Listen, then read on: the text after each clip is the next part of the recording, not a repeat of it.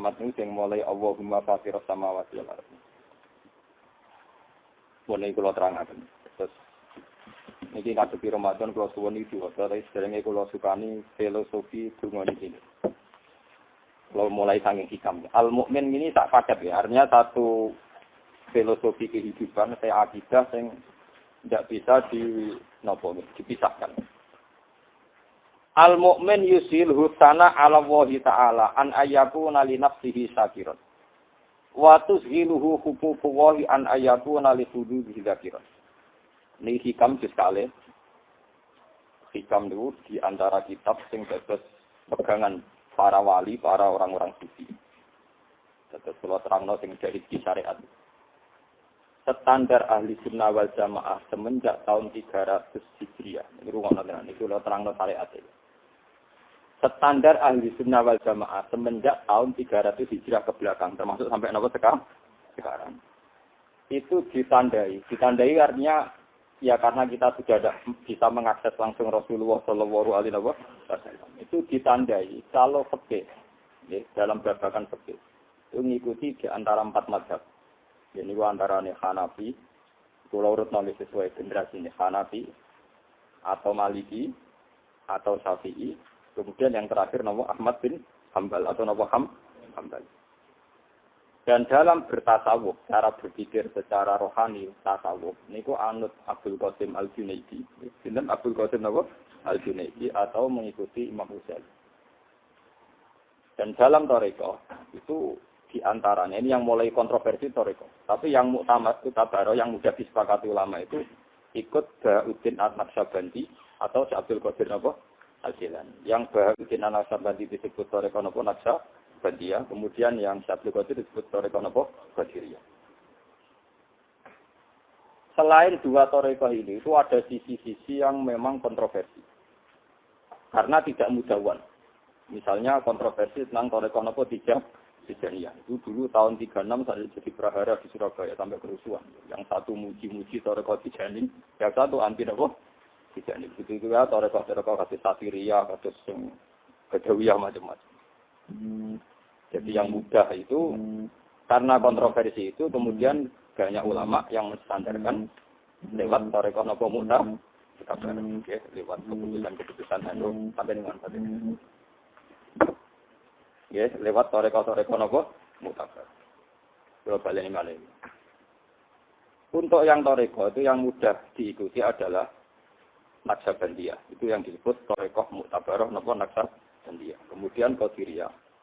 Kemudian sebagian pakai kasus Tijaniyah, kasus Sanusiyah, Badawiyah, macam-macam termasuk. Yang paling dulu jadi tragedi itu Satiria.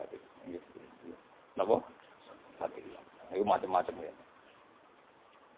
Nah, dalam pegangan ilmiah tasawuf, itu hampir semua kiai, semua ulama di seluruh dunia itu pakai hikam. Ya kitab ini sebelah wajah, pakai hikam.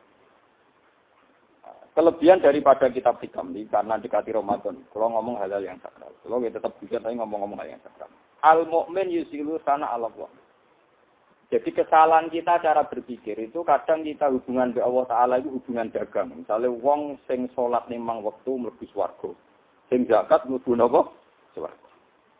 Sehingga karena dijamin mlebu swarga, itu kita juga akan panik ketika iku nak ditampa. Nak ora ditampa ora bisa mlebu swarga. Jadi resiko dijanjeni itu kan terus ana syarat. Dengan syarat nak ditampa. Nak ora ditampa ora bisa mlebu swarga. Nah, kiai-kiai sing dramatis syarat ditampa siji kudu ikhlas. Selain ikhlas kudu pantes. Mergo nek Rp100 mesti ikhlas. Perkara selain ikhlas kudu pantes. Mergo syarate sedekah ditampa iku lantanalul birra hatta tunsiku mimma tuhibbu. Kudu ana senenge. Dadi nek pitik kuru penyakit kok ana tangga iku ora ditampa. Dadi syarate sedekah ditampa kudu ana seneng. Mulane sahabat Ansor itu dibujuk papa. Bareng muhajirin wong Arab ra dibujuk gak iso bayangno. Iku butuhan pertama hijrah butuh bujuk wong Arab. Iku jika ising ayu, perko tak jika ising elek. Orang dihitung napa? Paham, jadi kena megat bojo elek urung ibadah. Nak megat bojo ayu nembe napa? Di pangeran gawe syarat ulan tanah alul birra hatta tunsiku. Dan itu sahabat bisa melakukan. Tolha itu sudah sahabat. Dia punya banyak kebun kurma. Ketika ayat itu turun, biasanya dia sudah kali Nabi kurma 2 kilo, 3 kilo, orang kresek. Bareng itu turun meriang. Ya Rasulullah, silakan pilih kebun saya yang terbaik, yang paling baik, yang paling strategis menurut Anda. Dan itu saya sudah kebun. Karena selama ini yang saya pikir-pikir, yang saya kasihkan kok tak kresek 2, meriang. Akhirnya tahu saya cerita, wa innali bustanan beruka. Kulo nu gadah kurma paling bagus dan paling strategis ini ku. Kurmane wis bagus, secara strategis dekat Masjid Nabawi. Berarti dekat dalamnya kan gini. Itu saya kasihkan kepada engkau.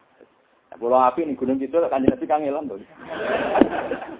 Jadi niku mergo kata tuntiku kudu mimman apa? Dan sebagian ayat lain, saya wa atal ma'ala ala hubbi. Jadi kalau memberikan harta kudu ana unsur seneng. Ane kula niku buat niki tak hadis gini, kula niku mulai kerja nganti sana. Nganti lali kula. Tuku barang anyar nganti lali. Kok pancen sudah aku kudu seneng iki, paling gak banyak. Ya memang begitu atuh. Mbone. Mau syaratnya siji ikhlas, nomor 2 kudu kudu dikakno wong sing ana fungsine kanggo agama, lha iku terus repot. Ya terus subjektif. Ya, nomor subjektif. Fungsi kanggo agama itu ada yang cara berpikir. Nah, kiai wong muni nyarano iku napa? Kiai. Lah anak ulama nggih, muni ulama. Ulama kiai itu, kiai ora butuh ngalim, Pak.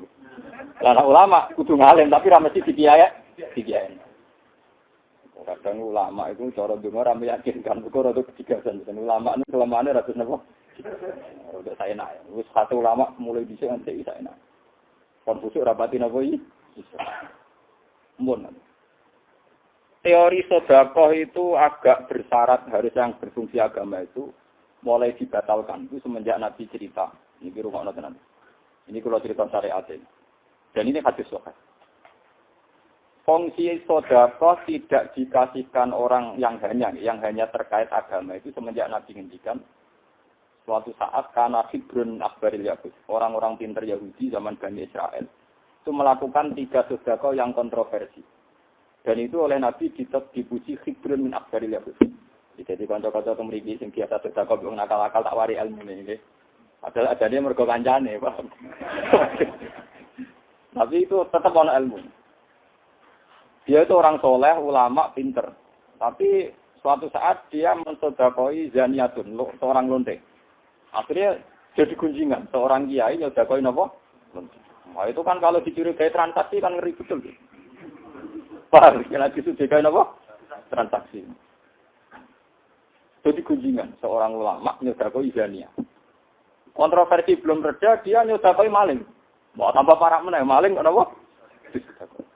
Yang terakhir nyedekoi wong sugih. Jadi 3 kontroversi rong selesai, nglakoni 3 sedekah sing napa? Kontroversi. Lonte, maling, wong sugih. Pokoke 3 ora sing bener. Cara standar fikih ora ono napa? Ya karena orang Israel durunge Kanjeng Nabi, dadi rong tau ngaji takrif. Orang tau ngaji napa?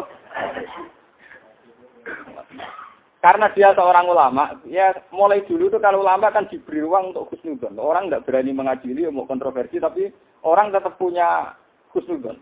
Jangan-jangan punya alasan. Cara tadi terus kita bayan, dikonfirmasi. Jangan kok aneh, saudara kok nego lonte. Ini jawab. Lah iya, lonte mati sih ora golek duit. Mulane tak kei duit ora usah lonte kita kei. Jadi ora balik wong pinter mulai rilis dhisik ya cerdas. Maling nganti maling ya golek. Itu merasa maling tak kei. Mulai macam-macam kok ya. Lho ben itu tangan lonte medhit itu mikir ngono. Sing terakhir, lan wong sugih. Ya wong nganti medhit nyimpen duit ora perkara seneng. Mbak nak jenengan seneng duit tak tambahi. Semenjak niku terus tidak ada aturan pakem tentang nopo. Karena tentu orang itu punya lingkungan, punya komunitas yang macam-macam. Terus itu diperkuat oleh akwal. Akwal itu begini, perilaku. Ketika era Sayyid Ali Zainal Abidin, ya, pokoknya ini ciri ngaji saya itu musalsal. Saya ini seorang ulama, jadi semua ilmu saya itu musalsal ila Rasulillah. Soal sauraan itu jadi manusia. Sekali khusus malah rara kue. Malah dongakno kula kusuk nemen. Yo bojo kula nganti ngolehno tenan. Niki sampeyan ora iri. Bojo kula wis jenengan cek wadah sing donya kok lek dibanjena ra gelem kumpul wong malah repot. Ora ana ulama seneng kumpul wong. Ora ulama kok seneng kumpul wong mesti napa? Ora ana. Tetep seneng minggat ulama. Kula pira-pira cek gelem kumpul jenengan. Nggih. Sayyid Ali Zainal Abidin itu putrane Sayyid Husain yang matinya dibantai oleh kelompoknya Yazid. Itu ketika beliau memutuskan jadi seorang sufi, itu sering bayari penyair. Kalau tak niki wartawan. Penyair dulu itu media menghujat orang itu lewat nopo? Syair. Memuji orang medianya juga lewat.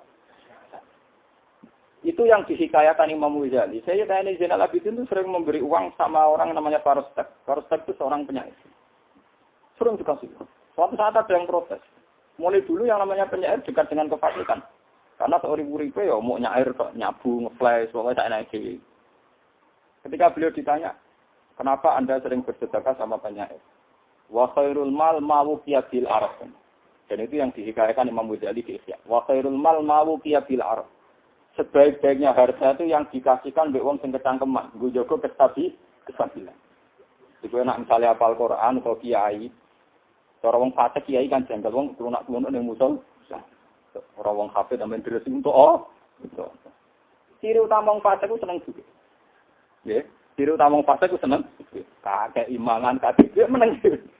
Ora sampe terangno barokah ngapal Quran ngene ora paham wong fasik kok terangno. Wong fasik ora ya roti mangan duit. Paham? Lah iku saya tadi jeneng itu sengane yo bae wong sing potensi cara berpikir ngono iku paham. Paham ya? Jadi sing kira-kira kecangkeman elek disuka. Sing potensi cangkem elek. Jadi dan saat itu beliau membuat satu kaidah wa khairul mal ma'wuqiya bil arab. Apik-apik donya iku sing iso nggo harga diri. Iku sing potensi cangkem elek napa?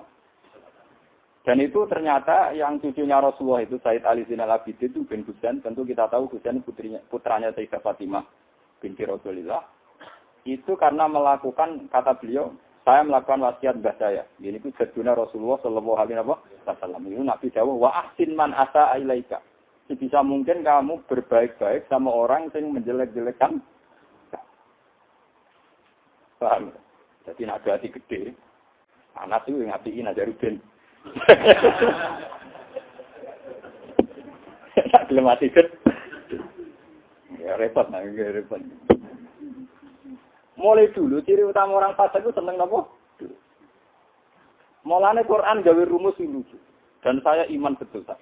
Iman saya karena tahu, bukan sekedar iman taklid tapi karena apa?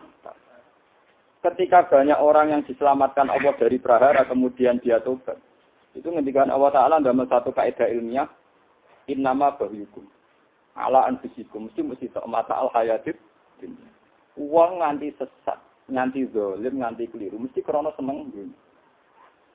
Dan ini betul teori itu. Wong nganti ngelonte seneng duit.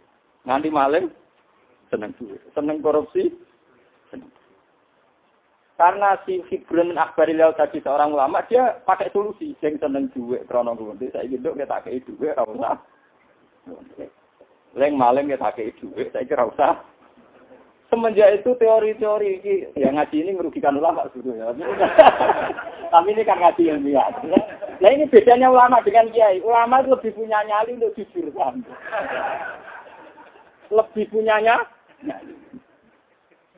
Loh, kan kalau sering lebih rasanya sih. Gus nak ngaji itu nekat teman-teman. Takkan kalau ditegur kiai pula balik. Ngapain terus kaget. Gus nak ngaji itu nekat. Jadi kalau ngakoni jangan bener tapi itu nekat. Ya memang kalau ulama itu memang ciri utamanya itu relatif lebih nopo jujur. Tapi kelakuannya ya kados kula niku ora pati apik nemen-nemen. Tapi rate ulama jangan nganti selingkuhan yo ora. Ya paling ora ana. Nah ini penting kalau aturakan. Sehingga kalau kita dengan teori demokratisasi atau teori egaliter, sebetulnya tradisi ulama dulu itu egaliter. Jadi yang mau sedekah ya sedekah saja, tidak usah pilih.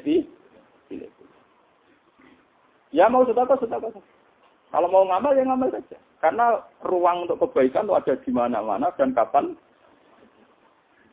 Dan lucunya di balik cerita-cerita ini diperkuat oleh cerita Rasulullah bahwa seorang lonte itu pernah pulang dari aktivitas kelonteannya itu. Bareng ngerti asu, dilat-dilat tenggene lemah, dia menafsirkan itu berarti sangat kehausan. Jenenge lonte mulai dicek wedok agak pria iki. Senange wong lonte medun ning gone sumur. Ya cara sakniki berangkang-berangkang gerayok-gerayok ngoten niku. Mujahe wong lonte mulai dicek yo engkek, dadi sepatu but sing kena gojupuk bah. Dene ora ada jepit kok Mustofa. Ora kena gojupuk banyu. Jadi sepatu but sing kena gojupuk napa? Akhirnya dia medun sumur karena sepatune ora sandal jepit, kena mendet napa?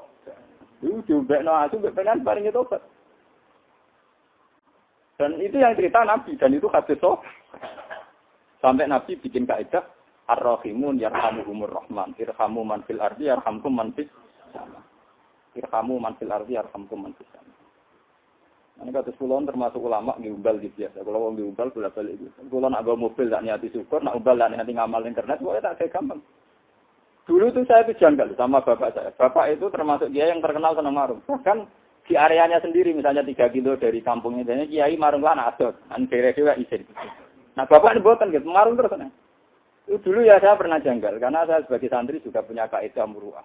Bapak itu kiai kok sering marung. Ketika saya tanya itu, yang bener kiai sing marung itu. Alasannya sederhana. Ibu-ibu atau setengah baya atau yang masih cantik marung, itu artinya kepengen untuk rezeki ke adol gedang goreng. Ya adol kopi, adol ote-ote, adol bakwan. Kayak apa kalau dia nyari rezeki lewat menjual di? Berarti dia marun itu sebagai penghormatan pada Rasulullah Shallallahu Alaihi Wasallam. Bahwa kalau cari rezeki lewat tiga. Bahwa dia tidak sempurna karena dia tidak keluarga kiai, tidak pakai jilbab, tetap pakai rok. Itu urusan ketidaksempurnaan dalam bentuk yang lain. Kamu jangan hanya melihat sisi ketidaksempurnaan, tapi wong ora Islami, ora jilbaban, rokan. Itu sisi yang lain. Oke lah kalau malaikat bagian elek nulis elek ki monggo mawon. Tapi kalau malaikat bagian apik nak fair juga harus ditulis bahwa dia begitu karena menghormati Rasulullah, ingin mendapat uang lewat jalur halal, tidak menjual. Dan saya yakin malaikat ora picek. Dan itu harus ditulis. Tidak, selama ini kita kan tidak adil. Seakan-akan sisi negatifnya saja yang seakan-akan tercap. Saya itu ngaji di mana-mana sering ngomong. Memang malaikat di zaman akhir itu luwes bingung timbang malaikat di zaman awal. Lah ora luwes bingung nggih. Malaikat itu harus profesional karena menjaga konstitusi Tuhan. Saiki akeh bocah-bocah abdi, nak moro masjid tato anjek tak guru. Di satu sisi ada satu konstitusi, wong sing mlaku ning masjid, iku tiap tak jangkang nyeblokno dosa. Kudu ditulis ya mlakune ning masjid. Tapi yo malaikat yo kena aturan konstitusi. Sing buka aurat depan umum kudu ditulis dosa. Paham ya? Ya nak malaikat zaman dhisik agar sing masjid kan berhukum. Jelas hitungnya jelas. Jadi malaikat di zaman akhir itu lebih wah, kiai dia mau jenenge kiai itu mesti saya iki kiai pidato ora salah itu gruwem. Lha iku bingung no, ora ditulis jajaran ya siar Islam. Ditulis jajaran yo ono duniawi. Jadi dan malaikat harus profesional. Ya wah kata tak terus. Itu contoh-contohnya dhewe terus. Mana kula sering mati malaikat itu sakake. Zaman akhir malaikat apa bi? Nunggu sampean Gus Bak gitu malaikat darani bingung ra sopan tak. Tetep bener kula niku ulama tetep dalil. Malaikat itu bingungan. Malaikat boten pangeran, ora ngadul kula. Malaikat itu boten pangeran. Dadi sering di sampean ada dono hadis sahih di mana malaikat bingung. Suatu saat ini hadis sahih. Ya ini kelebihannya ulama. Tak ngawur-ngawure cek musal. Suatu saat itu ada seorang sing dosane ra barbar. Niku mateni wong sak 60 son. Dia itu sudah frustasi dari tobat. Bareng tanya seorang pendeta, apa mungkin Allah menerima tobat saya dari pendeta? Lalu bisa mau kok. Mateni siang pun 50 son. Wah, mungkin ditompok. Kakian ditompok. Mateni bisa pendeta. Kenapa sah? Karena kita satu takut kiai, takut ulama. Kiai kadang nggak bisa jawab, ini takut ulama. Takut ulama. Nah ini bukan minyak kiai, ini karena konteksnya konteks keilmuan. Jadi kalau keilmuan itu bahasa Arab itu ulah. Nah, kiai rukan, kiai Mustafa, kiai. Takut ibu tidak meriang kok. Takut fadilah jamaah subuh pinter jawab. Takut hukum meriang. Momennya faroes, ngono aul roda malah. Kiai khusus takut faroes aul malah meri. Butuh fa ingkana wa ingkarat wahidatan falahan bisa semua dia. Fikum wa fi auladikum lidzakari mislu hadzil fa in kunna nisaan faqas nataini falahunna thulutha mata. Wa ingkarat wahidatan falahan bisa. Nek dia usuk meriang, nak ulama gak meriang tenang. Lho Quran yo aneh, fa in kunna nisaan faqas nataini. Padahal ning Taurat jelas bintu niku separo nak dhewean. Nak loro sulusan. Nak loro. Tapi padahal redaksi Quran totos tak dhuwure loro. Padahal secara faraid mulai lo. Tapi redaksinya ono fokus. Nah, padahal ulama kabeh ijma kecuali Ibnu Abbas yang tidak dipakai, yang dipakai Zaid bin Sabit. Itu 2 ke atas. Paham ya? Ini sebut Pak Ingkun Nanisaan fokus naten. Orang fokus naten tapi naten. Lalu Zaid bin Sabit wong alim. Ketika dibantah, wong Jawa fokus naten kok mbok hitung loro. Al-fauqa huna zaidatun. Mislu qauli ta'ala fadribu faqal ahnak wadribu minhum kullah. Wong-wong kafir sing harbi iku hukum ekskusine iku dipancung. Dipancung dikethok gulune tandase.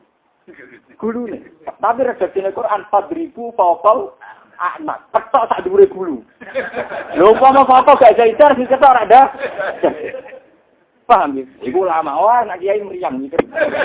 Lho penaman kok. Lho boleh yo Zaid bin Sabit itu roh contone. Banyak pokok sing zaidah ning Quran. Bukti ini fadribu faqal anak mukrodan al anak. Mboten kok aru us. Faqal anak ku ndak temu gulu. Ndak kan?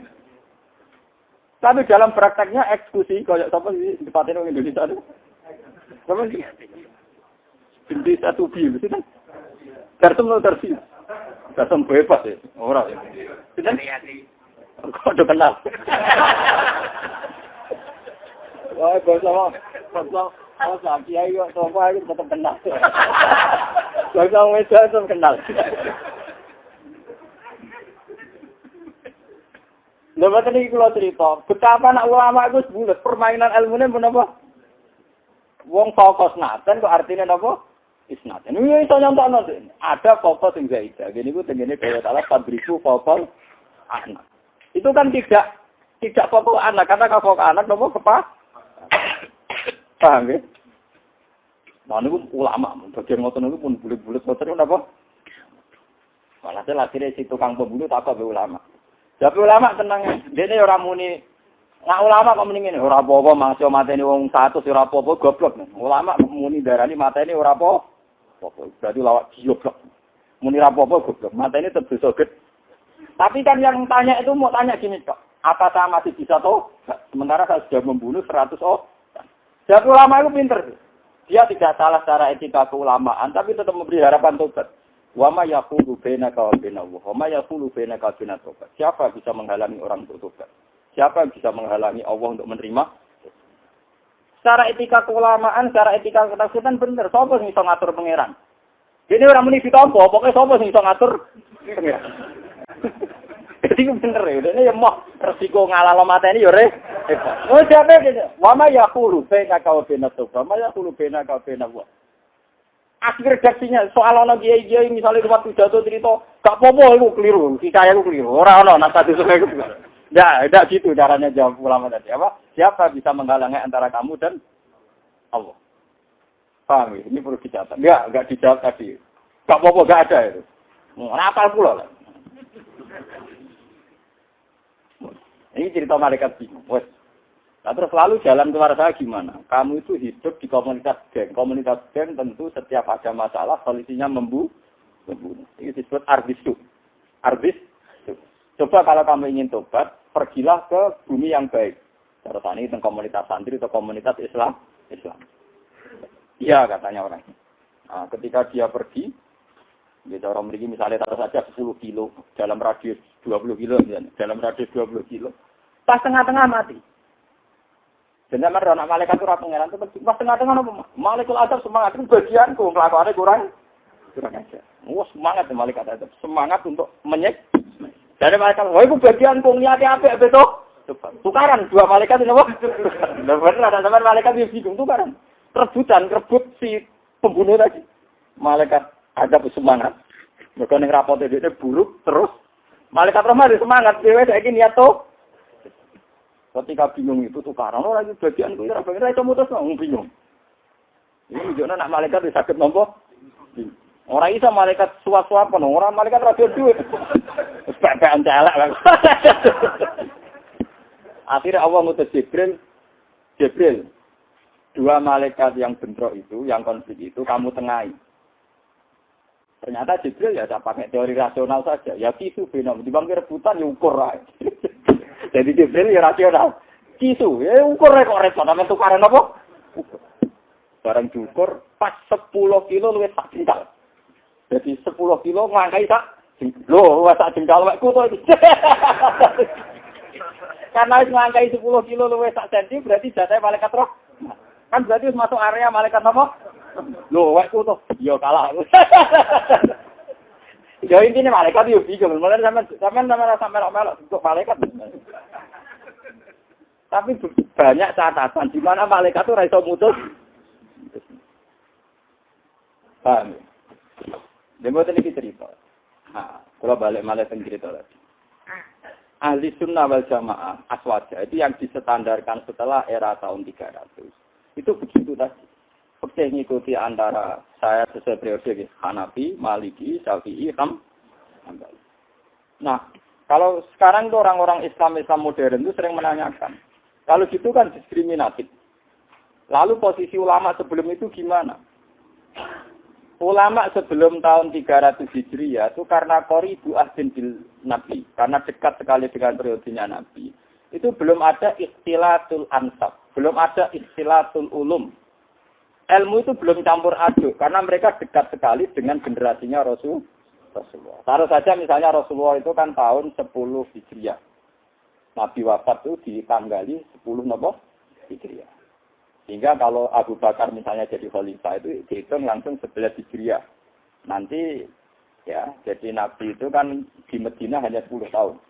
Di Medina 10 tahun. Kalau tahun pertama dihitung 1 Hijriah, berarti Nabi wafat itu dihitung langsung 10. Dihitung langsung 10 Hijriah. Paham ya? Sehingga misalnya Abu Bakar jadi khalifah tahun 11 Hijriah apa dijantal.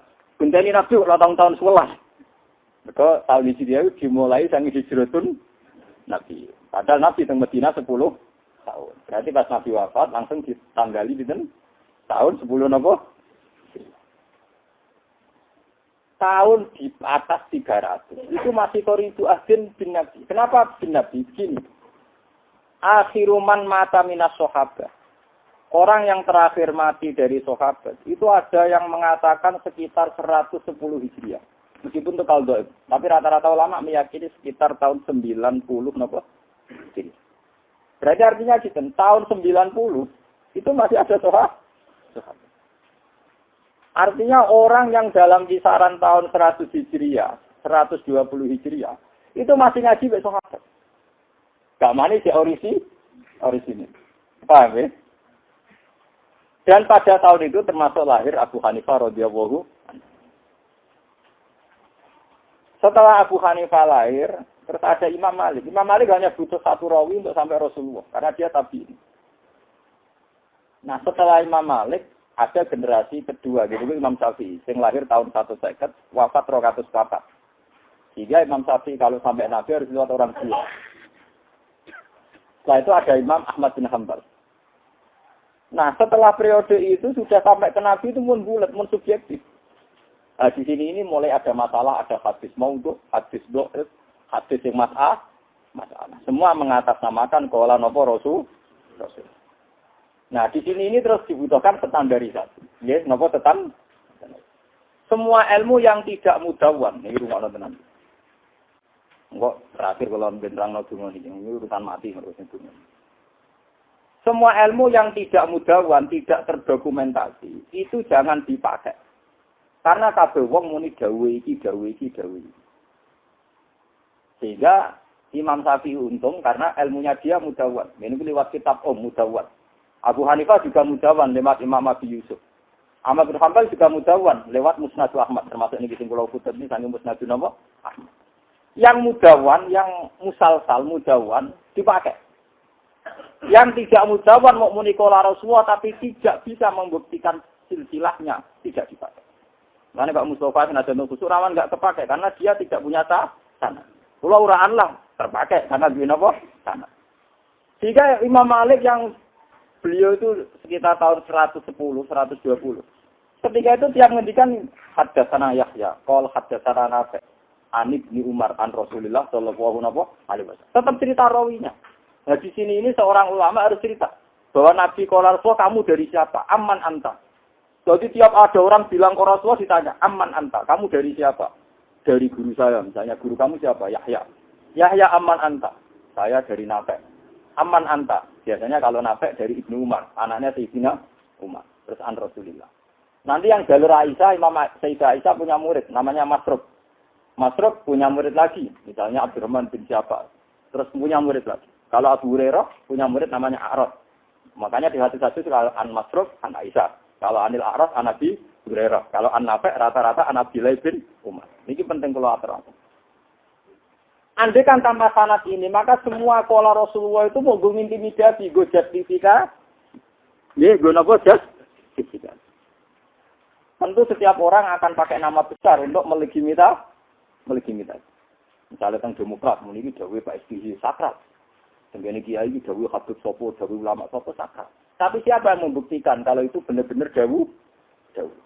Zaman perang, zaman senang, setiap orang muni qala Rasulullah. Tapi siapa yang menjamin kalau qala Rasulullah sekarang tidak orisinil? Makanya hadis diteliti itu bukan menyangsikan dawuh Nabi benar apa enggak, itu bukan. Apa betul Nabi ngendikan demikian? Ya, niki rungono mengane ilmu hadis itu jelimet. Mergo ora kok meragukan dawuh Nabi. Kadang ono kiai pidato enak ae.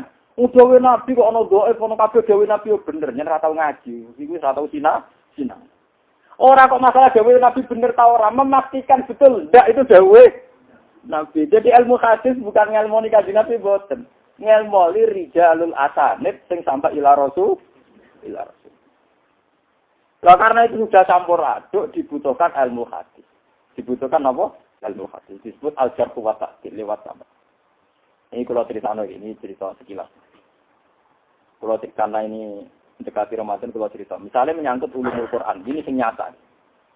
Kenapa Imam Asim yang generasinya lebih belakang. Jadi Imam Qiro Asaf'a itu paling senior. Itu Ibnu Amir. Karena Ibnu Amir itu lahir qabla sanataini min wafati Rasulillah. Jadi sebenarnya kalau secara generasi itu tertua sinten Ibnu Amir. Karena beliau itu lahir qabla sanataini min wafati Rasulillah sallallahu alaihi wasallam. Setelah Ibnu Amir ada Abi Amr, ada Ibnu Katsir, ada Imam Nafi'. Ini orang-orang tabi'in semua. Imam Nafi' itu dekat sekali generasi, tapi paling dekat itu Ibnu Amir. Imam Asim itu paling junior sebetulnya. Setelah Imam Asim yang paling junior itu Hamzah. Karena Hamzah itu muridnya sinten Imam Asim. Ini kalau di daerah sana. Imam Asim itu punya guru. Namanya Abdurrahman bin Habib As-Sulami. Abdurrahman bin Habib As-Sulami inilah yang nate ngaji Sayyidina Utsman, Sayyidina Ali, Zaid bin Sabit, dan Ubay bin Ka'ab. Dia punya guru 4 sahabat yang ahli Quran. Nabi itu zaman Sugeng, itu sahabat yang dilem hafal Quran sempurna itu termasuk 4 ini. Dari 6 sahabat, Imam Asim 4 sahabat. Tapi Imam Asim sendiri bukan menang. Karena Imam Asim harus lewat Abdurrahman bin Habib Abdullah. Kurang 1, jadi itu Abdul bin Mas'ud. Abdul bin Mas'ud sebagai ahli Quran, Imam Asim lewat Zirin bin Hubes. Imam Asim punya guru Zirin bin Hubes yang ngaji sama Abdul bin Mas'ud. Imam Asim punya murid 2, namanya Imam Subah sama Imam Hafiz. Sebetulnya teliti Imam Subah. Imam Subah itu ngaji Imam Asim. Ini itu satu hari hanya 5 ayat. Sampai khatamnya 30 tahun. Yang animasi. Jadi setidaknya mau sebar nopo 5. Karena dia tidak kayak Hafiz-Hafiz itu. Wafal tak anak bro. Tak jijik grup nu apa? Jadi ya ditulis ya nganggo titik apa ya sing suratul alif. Iku apa? Mulane nek kira asama ana wadhuhe dibedakno ana alif sing sangka wawiyan, ana alif sing sangka yai. Ya, dan ini punya efek nanti boleh imalah apa enggak. Paham? Itu dulu dipelajari betul. Jika lafaz-lafaz sing potensi misalnya kata Imam Nafi' itu senangannya misalnya ibdal. Untuk lafaz wariyah tetap tidak ibdal karena kalau hamzah diganti ya dibaca wariyah, nanti hamzah diganti ya kan wariyah. Terus ya double mesti idgham dibaca apa? Wariyah. Itu kok nantinya maknanya seger, ora tidak penglihatan tapi maknanya apa? Beda dengan yang lainnya diperlakukan ibdal. Misalnya yu'minun jadi yu'minun. Ya sudah begitu. Imam Nafi juga tidak salah. Karena dalam pola bahasa Arab. Itu Imam Asim juga tidak konsisten. Sama kalau polanya tidak konsisten. Imam Asim itu dalam fi'il anti ibdal. Kalau beliau bilang ya yu'minun, yu'minu. Innama yu'minu. Bukan yu'minu tapi apa? Yu'minu. Mu'minun. Qad aflahal mu'minun. Bukan qad aflahal mu'minun. Kalau yang pakai ibdal kan qad aflahal mu'minun. Tidak mu'minun. Tapi dalam banyak hal Imam Asim itu juga ibdal. Misalnya walam yakul lahu kufuwan. Qiraah yang lain walam yakul lahu kuf'an. Karena yang maknanya kembar itu bukan kuf'an tapi kufu, kuf'an. Pakai ham. Dan makanya kawin harus sama orang kufu, kuf'an.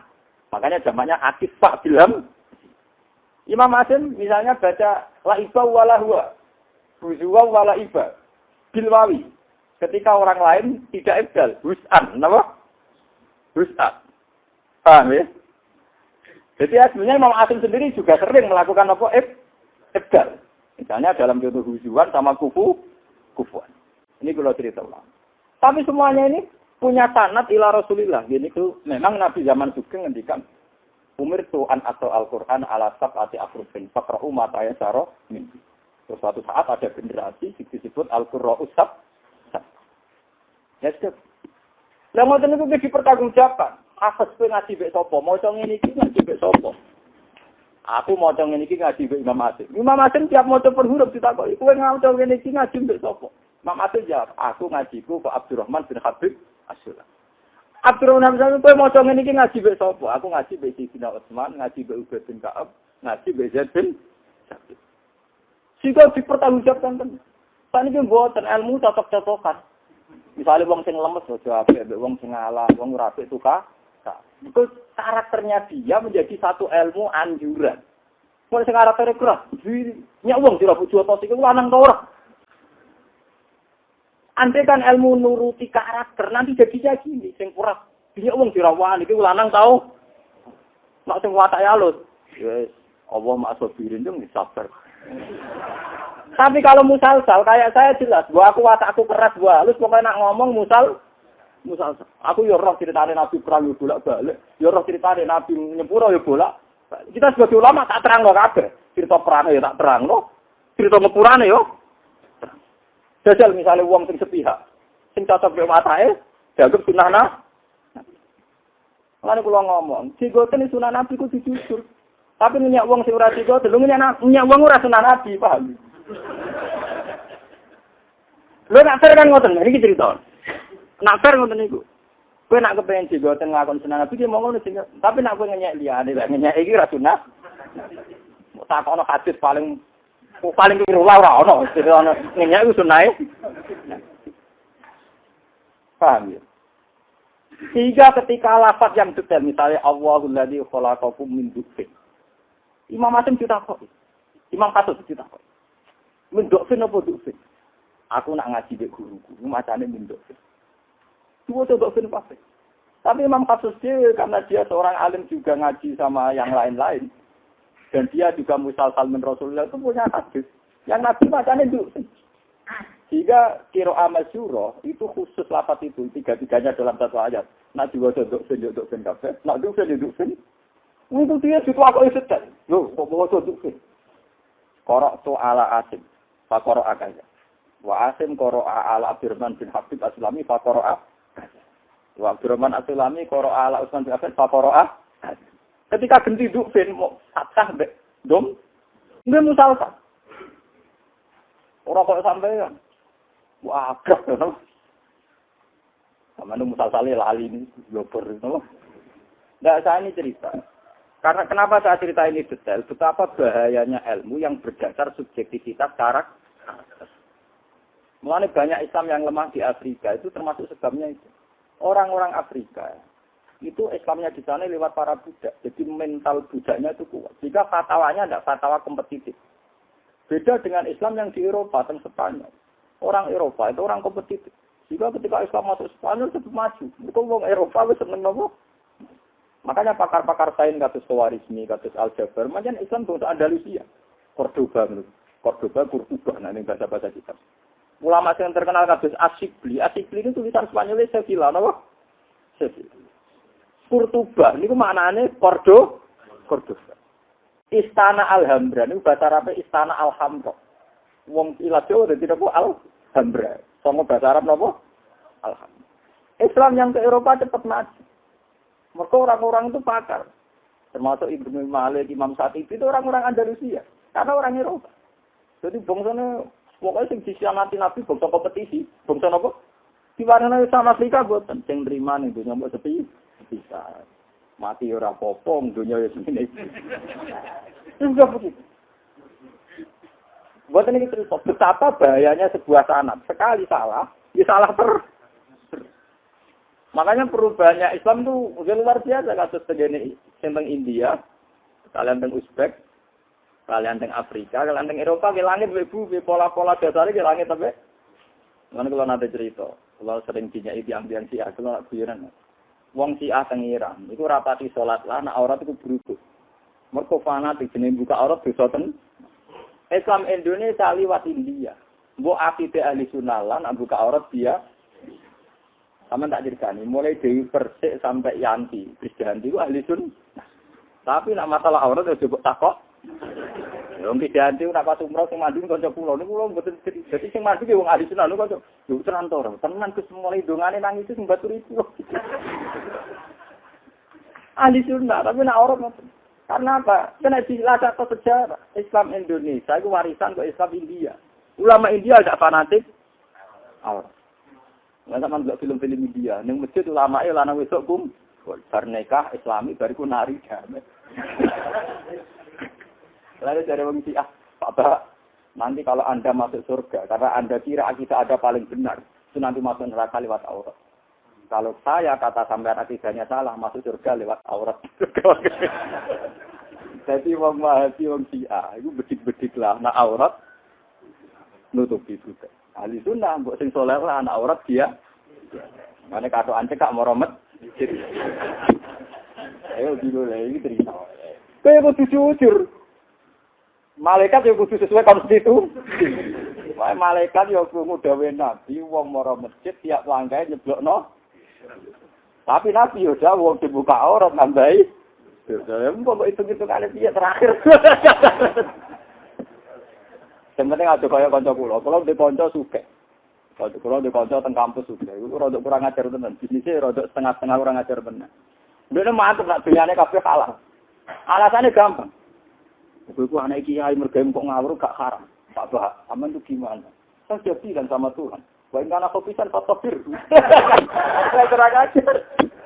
Jadi ini juga jalan. Kan saya sudah bilang sama Tuhan. Wah, enggak nak kopisan fatobir. Kalau dunyaku gak bener, suci kan. Dia mergawe tenang ya, menang-menang dari saya. Kan saya sudah bilang sama Tuhan, wah karena kebisan apa? Orang muni wis donga boten sudah bilang enggak sama Tuhan.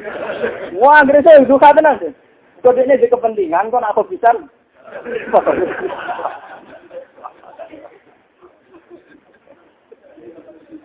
Ya orang kurang ajar. Mosok donga juga lagi minta. Mungkin surah pangeran. Ngali saya ini pelakuannya sih. Nanti kalau eling tau, saya jawab. Iya, tanah iki kelakuan mu. Tenang aja Bapak, saya bilang sama Tuhan orang itu. Pengen asalnya transak. Kau balik malah tengah. Jadi kalau suwon bisa mah kalau memiliki seneng malah. Apapun kamu percaya pada saya, masalah ilmu harus terbiasa musalsal ila Rasulillah. Karena tetap banyak yang tidak kita duga. Umpama ilmu nuti kok Mustafa yang rusak. Nah contoh khusus rusak. Mereka nanti nggak ada asumsi-asumsi sing objektif. Mau contohnya, sedekah be zina langsung dihukumi salah, sedekah be maling langsung dihukumi salah. Tapi kalau kita musalsal, ternyata Rasulullah pernah menceritakan sisi-sisi sedekah yang tanpa yang kita bayangkan. Sedekah ning ronte, ning maling, ning wong tu. Ini yang masalah ilmiah saya akhiri di sini, terus kalau ini mau coba ini. Niki kalau suwon pokoknya Ramadan sering sampean jaga. Terus niki donga saking Musnadu Ahmad. Ya, donga saking napa Musnadu napa? Ahmad. Imam Ahmad itu muridnya Imam Syafi'i. Tapi dalam masalah hadis itu muqaddam ala Syafi'i. Sehingga kastanya Musnadu Ahmad itu di atas Musnadus Syafi'i. Kalau masalah hadisnya itu kastanya Musnadu Ahmad di atas Musnadus Syafi'i. Niki donga niki kula baleni malih iki. Allahumma fatiras samawati wal ardi alimal ghaibi wasyahadah. Intine niku ya Allah jenengan sing ngatur langit ngatur bumi sing pirsa barang gaib barang syahadah. Inni a'hadu ilaika fi hadhil hayatid dunya. Kula bersaksi ten donya niki bersaksi tenan anni asyhadu alla ilaha illa anta wahdak la syarika lak. Dan ini supaya sampean tauhidnya diterima Allah. Kula warai sanad ilmunya. Sanad napa? Ilmu. Mungkin sampean juga sering menilai ilmu tapi boro karepe ora bahwa ini kula dudono sanad ilmunya. Gini. Ini kalau nyontana sing ilmiah mawon. Ketika orang kuno dulu, kemana wong purba, generasi manusia batu. Misalnya melihat gerhana rembulan atau gerhana matahari, itu langsung ditutui. Mergo jarene srengenge dipangan buta. Ditutui benang butane waras, benang mireng. Engko misale roh pelangi, jare ngombe segoro. Jare segoro sak mergo diombe napa? Pelangi. Ada mitos-mitos. Sehingga orang karena menganggap begitu fungsinya matahari, itu ada yang menyembah matahari, disebut agama Sinto misalnya. Nanti juga gitu. Orang bisa menata kehidupan lewat hujan. Terus orang mendewa-dewakan dewa nopo hujan dan sebagainya dan sebagainya. Ketika Rasulullah SAW sugeng, itu orang sudah mulai modern. Jadi misalnya kalau musim kemarau, itu ditandai matahari terbit dari mana. Kalau musim hujan dari mana. Begitu juga seterusnya. Jika orang mulai mendewa-dewakan manazil, bukan mataharinya, bukan rembulannya, tapi posisi orbit. Jadi misalnya kalau posisi rembulan di sana, berarti laut pasang. Jadi laut pasang surut itu tergantung posisi sudah begitu, sudah mulai modern. Nah, nanti melihat gerhana juga gitu. Gerhana itu sebuah proses di mana matahari ketutupan bumi atau ketutupan rembulan sehingga nopo gerhana. Begitu. Begitu juga masalah hujan. Ini saged dihitung secara ilmu falak. Kalau misalnya manazilnya ini begini-begini musim hujan, kalau gini-gini musim kemarau. Jika orang Arab itu bagi 4. Ini wonten sita, soweb, khorif, kalian roh. Musim nopo itu dihitung. Jadi kalau posisi rembulan di sini jarang hujan, kalau posisi matahari di sini musim nopo hujan dan sebagainya. Memang nyatanya hitungan itu mesti benarnya. Secara falakiah, secara astronomi mesti nopo. Kayak orang ngitung gerhana. Itu bisa dihitung betul. Lama gerhana sekian, di sisi sekian, dimulai detik sekian, selesainya menit. Jika kamu menentang ilmu ini jelas bodoh. Karena ilmu ini terukur sekali. Tapi zaman Nabi juga ngendikan begini. Ketika Nabi habis sholat subuh ini, kalau didono misal-misalnya. Ditanya, apa yang terjadi tadi malam? Ya Rasul, tadi malam hujan ya Rasulullah. Hujan itu kalau di Arab itu peristiwa besar karena Arab Saudi jarang hujan, termasuk Madinah.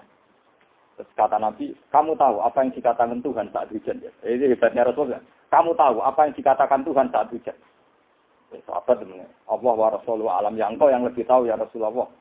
Ternyata Allah itu bilang, kata Nabi, Allah itu bilang, ya ibadi haba-habaku saat ini karena ada hujan, sebagian mengkafiri saya. Ta'amma mangkola mutirna binaui kada wa kada mu'minun bil kawkab kafirun bi. Orang yang meyakini bahwa hujan itu faktor musim hujan, karena satu sistem orbit yang menjadikan musim hujan, maka dia mengimani sistem tata surya, tapi kafirun bi. Menghilangkan fungsi saya. Tapi siapa yang bilang mutirna bi fadlillah wa rahmatih? Tapi siapa yang bilang bahwa hujan ini karena kehendak Allah? Berarti mukminun bi kafirun bil kau. Berarti dia iman sama saya. Tidak iman sama tata sur. Ini yang perlu sampean catat. Ini mungkin tidak populer di orang-orang modern, tapi ini masalah tauhid. Teman harus percaya saya. Ini masalah apa tahu? Tauhid. Memang Allah bikin hujan itu ada sistem. Di mana Allah misalnya menghendaki ada penguapan air laut, kemudian diatur sedemikian oleh angin, akhirnya terjadi nopo hujan. Dan Quran sendiri ngakui memang ada proses wallahu ladzi arsala riyaha fatusiru nopo sahasan. Sayap tutuhu fis sama dan sebagainya. Tapi yang perlu dicatat, sistem yang diatur Tuhan itu tidak mengikat Tuhan. Ya, sistem yang diatur Tuhan itu tidak mengikat Tuhan.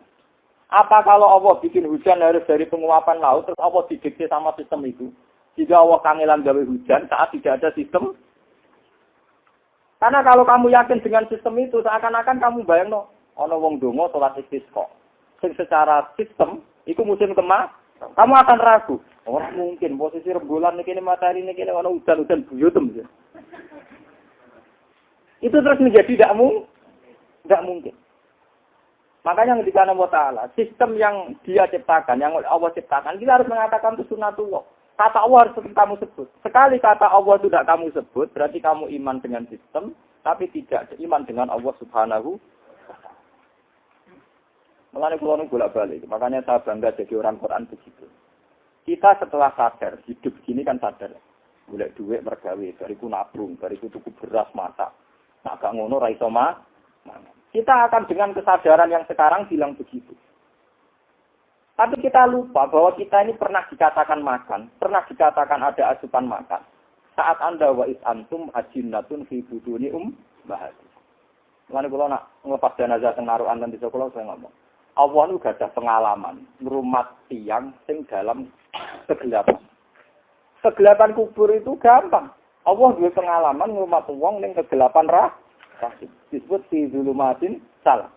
Mulane dari Kanjeng Nabi, wong tahu di rumah ning 3 kegelapan. Ini kegelapan dalam rahim, kegelapan dalam kegelapan. Rahim dhewe ora ana lampu listrik dan sebagainya dan sebagainya. Kita sekarang janggal mangan gedhe. Wong kok mangan gedhe kan. Padahal zaman kita jadi jari itu asupannya apa dah dan sebagainya dan sebagainya. Nah, reputasi Allah yang begini ini justru dihilangkan oleh manusia selama manusia sadar. Lalu pengenan andarane wong paling bodoh, wong sing ngaku pinter, maksudnya setelah kita pinter. Pinter masak, pinter golek duit, pinter nabung. Kita akan berpikir jadi bodoh meneh. Rupa-rupanya darani tanpa begini kita tidak bisa jadi wis pinter tapi malah jadi bodoh. Lah sampean sing ngaji kula aja ngantek dadi bodoh meneh. Mun marani bodhone napa? Paham? Kowe nak yakin Allah ki ngoten. Lha sampean tak critani, kok tunggale ngeten, kasus nyata. Ketika nyatani Mustafa lahir kan lewat bapak mboke. Beratus-ratus tahun jenenge makhluk lahir lewat bapak mboke. Sampai melupakan sebuah teori, nah bapak mboke ora penting. Lha iku sing Allah tersinggung. Sehingga ketika Isa lahir tanpa bapak, wong Yahudi sing darani cerdas lah. Wong Yahudi menamakan dirinya cerdas darani Isa mesti anak zina. Wong jenenge janin, jenenge bibit mesti ana sing ngekeki bibit. Mulane pas Nabi Sayyidah Maryam liwat. Sayyidah Maryam tukang jaga Baitul Maqdis. Mulane saiki nek ana wong-wong resik kok rada dicurigai aja kaget. Mulai dhisik dicurigai selingkuh imam masjid. Sayyidah Maryam tukang jaga masjid. Mboke tukang jaga masjid tak keluarga besar tukang jaga masjid. Anake dicurigai kawin tampone gawe rupa-rupane Maryam. Tapi Sayyidah Maryam ku dinyak wong Yahudi. Mergo nglahirno anak iki. Ketika Sayyidah Maryam ape ngresi masjid dinyak. Wahal yang butuh zatu biwiri bibrim.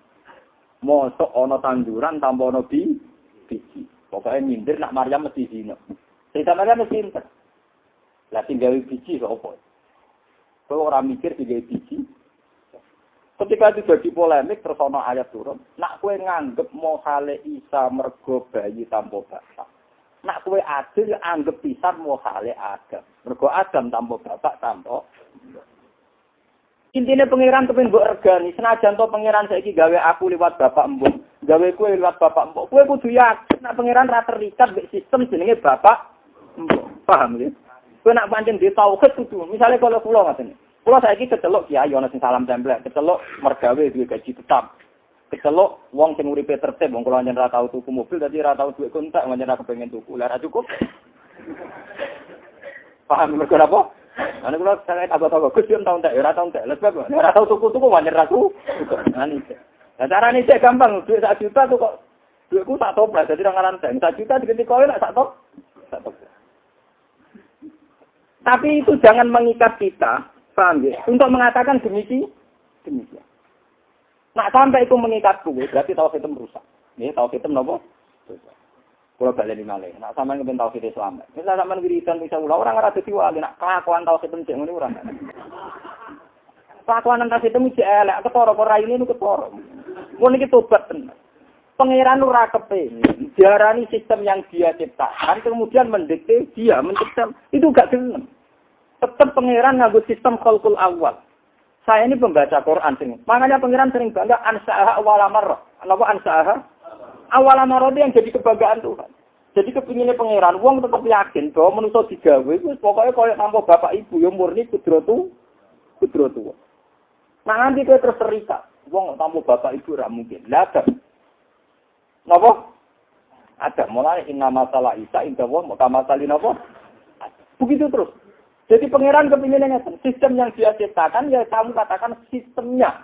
Jangan katakan sistem yang mengikat dia, katakan saja sistemnya. Sunnatau kula baleni malih. Ketika Allah gawe Adam tentu tanpa bapak tanpa ibu. Kemudian beratus-ratus tahun wong digawe mesti liwat bapak. Nah lama-lama manusia nganggep mau kalau wong tanpa bapak. Korbane Nabi Isa. Wahakada juga korbane mukjizat. Lah mukjizat itu nggo ngeling-eling kudratullah at-tamah. Jika ana mukjizat spektakuler, nggo iling-iling. Misalnya mukjizat Nabi Soleh. Wong unta kok metu ke watu. Ning dinggon unta metu ke rasine unta. Unta kok metu ke watu. Nah cara pengiran ya padha wae. Saiki misale unta metu ke unta iku ya padha wae ra iso to. Unta mboke takoki, kowe iso ta ora gawe untane weteng? Ya muni ra iso to. Ya, tapi kan mergo dipajang sing lanang takoki kowe iso gak gawe sperma ning nggone jero. Yo muni rai. Lah pengiran nu pirsa kabeh muni rai. Jadi cara pengiran ana beda ning ngetokno unta kok rakum cek kok waduh. Lah kowe lewat ratusan tahun dadi goblok. Paham nggih? Nak ora kok rahim kowe muni orai. Jadi wong pinter tambah dadi napa? Lha kulo semari wiridan maca la ilaha illallah ora mandi tak warai. Ora dadi wali-wali, wis kusuk tapi ra wali-wali. Mergo tauhid rusak. Mun nang ngajel kula ana masalahnya. Masalah lu pede kok. Kalau ketemu wali sapa pede ora urusan tauhid. Karena memang ini urusan khas. Saya ini sebuah tawarnya saya sering terus Quran. Makanya Allah sering ulang-ulang ansa'aha awala marrah. Yang jadi kebanggaan Tuhan itu ansa'aha awala apa? Ansa'aha awala. Mulane dari pangeran ngeten, wa in ta'ajab fa'ajabum qauli. Kowe nak gawe wong mati wis diremes-remes, wong wis dadi batang, dadi tulang belulang. Diremes-remes disauro raine Kanjeng Nabi. Sampai wong kafir. Wong kafir tentu darane rai. Iki lho Mat sing jare kowe sampeyan setangi menah itu ada balung yang sudah membiru diremes-remes wong kafir disauro sinten? Iki lho Mat sing jare kowe mokal apa? Sing jare kowe sampeyan bangkit men. Allah jape enak. Allah jape ansa'aha awalamar. Qul yuhyiha allazi ansa'aha napa? Allah tentu bisa mengembalikan iku semua. Karena iku wis ana materi. Wong zaman ra ana materine wae Allah iki. Mulane jare pangeran. Nak wong wis dadi hancur lebur dadi tanah mokal dadi wong meneh luwih mokal wong sing saiki. Mergo wong sing saiki tanpa materi. Nak wujude Adam mbok anggap nyata padahal tanpa materi. Kudune wujude Adam luwih mokal timbang tangi sangka kubur. Paham ya? Jadi tangi sangka kubur luwih ra mokal mergo ana materi. Padha-padha mokal wujud kita yang sekarang ini. Paham ya? Padha-padha mokal adalah wujud kita yang sekarang mergo dari Bapak Adam sing tanpa materi. Lah Allah ingin dilihat kita dengan kekuasaan sing ansaha wala marra dengan kekuasaan pertama. Mari Kanjeng Nabi tetap meriang. Mari sampai Kanjeng Nabi donga ya muqallibal qulub sabit qalbi ala dini jatimul amale ati. Kula niku paringi mati beto iman. Sebab Kanjeng Nabi kok donga njuk mati nggawa napa? Kita sahabat tanya, ya Rasulullah, engkau kan Nabi, masa merasa ada aman iman engkau? Sahabat Nabi, inna qawba mu'min bina asbu'ini min asabi rahman. Atine uang tetap digawa-gawa pangeran, terserah didakoni. Aku tetap tahu loh, terserah napa? Kalau kita udah di Nabi, orang lewat ikhtiar udah di Nabi, usul-usul diangkat jadi. Sama nak cerita ini, malaikat Jibril yang terkenal, Ruhul Amin, malaikat Jibril yang terkenal. Dulu itu nak iktikaf teng Ka'bah, teng Multazam. Itu cilik kaya manuk, semua nih. Cita kok ibu, Kanjeng Nabi Muhammad, ya Jibril, kok begitu dekat dengan Allah, kenapa kau nangis? Mau dongo, ya Allah, ini tempat yang mustajab. Saya berdoa, la tughayyir ismi, wala tubaddil manzilati. Namaku jangan engkau rubah. Dan statusku sebagai orang yang dekat dengan engkau juga jangan rubah. Malaikat makhluk dekat dengan engkau jangan rubah. Jibril sing panitia di pengiran, itu orang merasa aman. Mergo Jibril sadar, aku tetap makhluk, parku pengiran, mesti diparekno pengiran. Suatu saat kalau Allah butuh melempar, ya terlem. Lah iku jenenge waras. Iman niku napa? Waras. Ora kok mentang-mentang para pengiran. Gak mungkin lah, kita orang dekatnya masa dilempar. Bagus, pengiran terus didek-dek. Paham ya? Lah kowe nak iman tenan wis ngono iku, paham? Mengane kula nu pede ora kok krana mantep iman bener boten kula pede nak iman kula bener. Lewat mesti ngeten misale kok Gus jenengan pede mergo ulama, ya mergo aku ulama aku ulama. Aku ngerti nak pangeran ora sak karepe dhewe, mengane aku pede. Tapi kan iso wae karepe pangeran dirusakno neraka. Ya ora apa-apa nek iso karepe pangeran bener ae pangeran. Ala apik dong. Pangeran sing ngarepno mlebu napa? Neraka. Jadi justru aku ngesano pangeran ngarep aku neraka macam-macam malah aku tetap mukmin. Napa malah ngatur pangeran malah rawan kafir kowe kok. Meriang. Kok malah ngono Gus. Lah iya. Aku mukmin sejati, jadi tetap iman ya aluma biasa. Nah pangeran oleh sak karepe. Lah kowe ora pati sejati kok karep pangeran doa. Doa. Kira-kira mukmin aku timbang kowe. Ini kula penting kula cerita. Kowe muni sahabat itu maksudnya nganti ngono iku. Maksudnya nganti misalnya sekarang kita bisa punya uang, bisa nabung, bisa masak. Ya Allah, saya punya rezeki sekarang karena masak, karena nabung. Tapi kamu juga harus sadar, punya masa lalu wa id antum ajinnatum fi butuni ummahatikum. Kowe iku tau duwe rezeki, tau di asupan gizi, zaman kowe dadi janin iku ikhtiar ning ndi? Ikhtiar kamu ndak pernah ikhtiar kan pas 9 bulan jadi napa? Lah pangeran mau mantel ngomong kok kue-kue ngono. Perkaraane ora tau ngeling-eling peristiwa untuk rezeki zaman dadi napa? Nambah kula mboten kok kula eling, Pak. Lha bedane ulama be orang melane kenapa orang-orang dulu bilang angger ulama mesti wali, nak wali ra mesti ulama. Karena ulama lah yang paling sering berkomunikasi dengan Tuhan lewat firman-firmannya itu. Mang mergo hafal itu. Terus paham. Jadi eling tenan. Kula punya doa beberapa doa termasuk doa Nabi Khidir. Itu kalau doa ngoten. Ya man la tofana fi zulumatil ahsya. Ya man la tofana fi kunna fi zulumatil ummah. Ya Allah, jenengan sakit melati kula dalam kondisi paling sulit. Ini zaman kula dadi jamin. Wis ning jero mbok kadang putus, kadang mlayu dadi pitik macam-macam. Itu apa karo tok gempa. Mbok itu tukang mangan sambel, tukang bedaki pitik. Mulane anake dhewe iki lho kurang ajare mbok iku. Nek hamil, wis ngono ngajak nantang pegasan. Dari wong nak hamil dari keluarga gak karu. Iku wali-wali dhisik nak ndonga. Ya setengah rodok nekan pangeran ngelingno ngoten. Ya Allah. Kalau wali-wali sedang punya masalah dengan ya Allah, Engkau bisa mengasihi saya, memberi rezeki saya dalam kondisi yang paling sulit. Ini kula dalam kondisi jauh.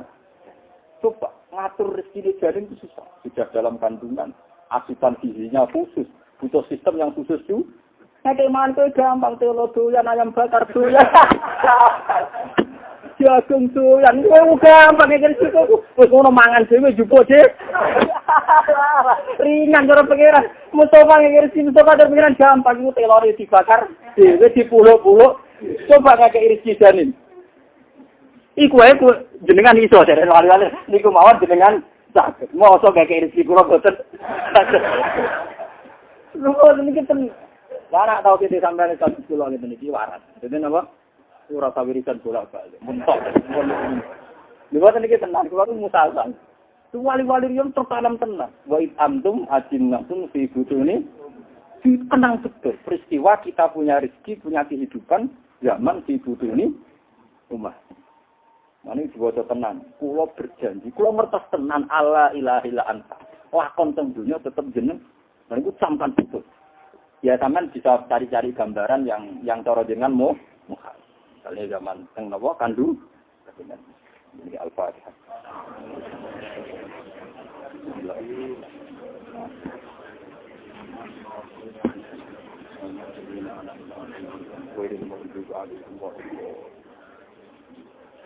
Bismillahirrahmanirrahim. Sabati as-samawati wal ardi hayya wa inna ilaihi Andari tanah wa zuriyatu man ahabbana rasulaka Muhammad wa rasulatu alaihi ma yasbi'u alimul kitab Allahumma ya wa ij'al jama'ana jama'an mufarakan ma'suman waj'al ya Allah jama'atana jama'atan muhibbina laka li rasulika mustaghfirina lak mukabbirin fa anta ya Allah al-ilahu akbar wa anta akbar wa anta Allah la ilaha illa anta tisabbihu laka as-samawati as-sab'u wal ardu wa man fihi wa in min syai'in ya Allah illa yusabbihu laka ya Allah wa lakal hamdu mil'us samawati wa mil'ul ardi wa mil'u ma syi'ta min syai'in fa'tu Lakal hamdu ya Allah idza radita wa lakal hamdu ba'da ridha. Wa lakal hamdu hatta tarda anna ya Allah wa lakal hamdu hatta tarda anna ya wa lakal hamdu hatta lakal hamdu fi kulli ma qadaita wa taqaddam. Allahumma inni abduka wa ibnu abdika wa ibnu amatika nasiyati bi yadik madin fiya hukmuk adlun fiya qada'uk.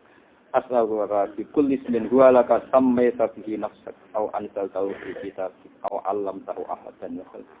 Antas alal Qur'an rabi'a qulubina ya Allah wa jila hammina wa zahaba husnina wa antas alal Qur'an nura sudurina ya Allah hatta naqra'a wa nahnu nalqaka ya Allah sabqula tasawwat sabqul ardu wa innahu ya Allah ma min shay'in la yusabbihu laka ya Allah ya Allah sabqul samawati sabqul ardu wa man fihi wa in min shay'in la yusabbihu bihamdihi walakin la tafqahuna tasbihahu.